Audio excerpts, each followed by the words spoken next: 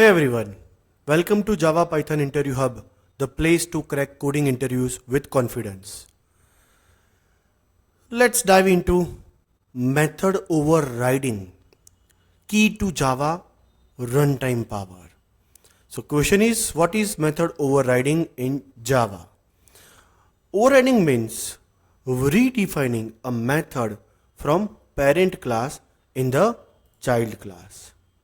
So here is the example. Here animal is one class, void sound is a method, and we have extended animal class in a dog class. So animal is a base class and dog is a derived class. So here also void sound method is created. So you can say that here sound method is overridden from animal class to dog class.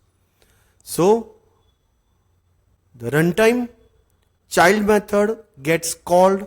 This is runtime polymorphism. So mention that in method overriding there will be always inheritance, same method name and signature happens at runtime.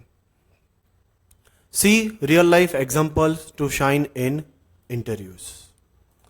So bark up the right Java tree. Subscribe to Java Python Interview Hub today. Thank you very much, guys.